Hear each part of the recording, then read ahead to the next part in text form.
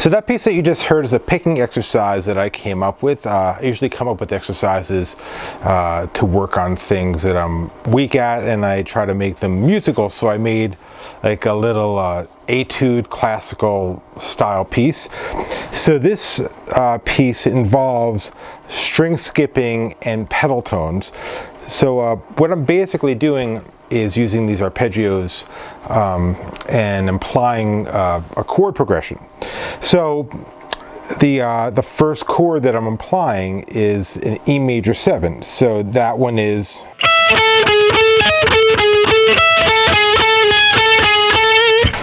so I am playing the high E string 12th fret, and then the 14th fret of the G to the 13th, back to the 14th, then the 16th fret of the B string, then back down, then second half. So you can see I'm playing that is one part A, and then the high note, and then repeat that again, and then that. So you can see. Then the second chord that I'm applying is a E flat minor chord, and that one is a slightly different shape. That one is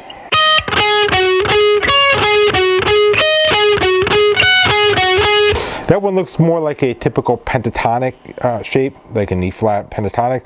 So that's the 11th fret of the high E string to the 13th fret of the G string, the 11th fret of the G string, and then hit the 14th fret of the B for the first half, and then back down again, then the high, and then the 14th fret of the high E string for the second half.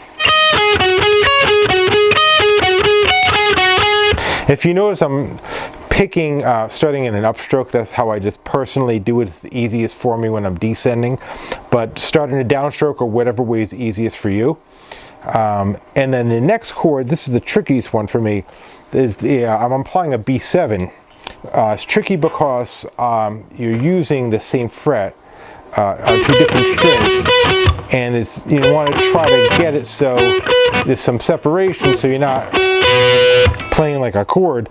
So that one, it's a biggest skip so far. It's skipping from the high E string to the D string. So second half.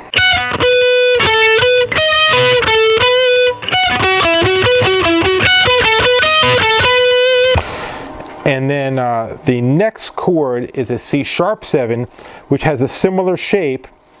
Starts on the 9th fret of the E string.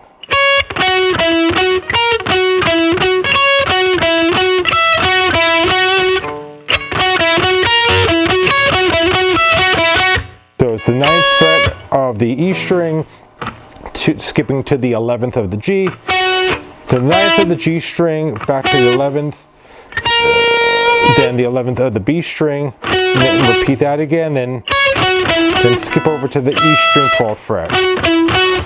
Now the next three chords are the same shape. I'm just descending down 2 frets at a time. So the first one is a B7.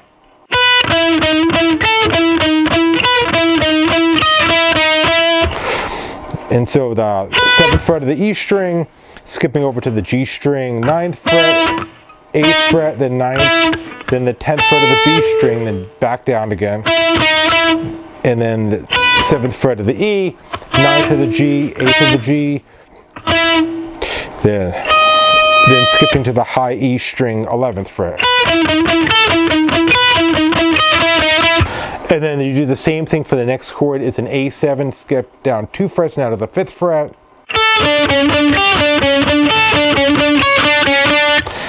And now the next chord, the first half of it's the same, but then it changes. So that's a G7 I'm applying.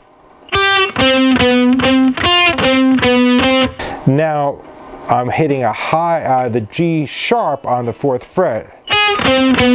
So,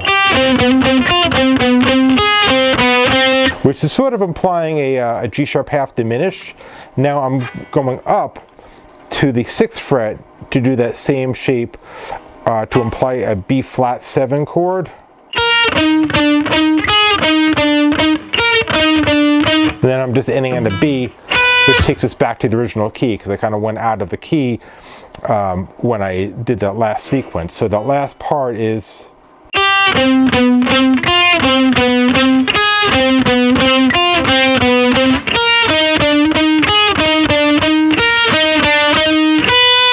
that part is pretty tricky also. So do this exercise slowly and just work it up, and feel free to take these shapes and use them on your own for your soloing, or just create your own exercises with it. So I hope that helps you and your journey of playing guitar, and I'll see you next time.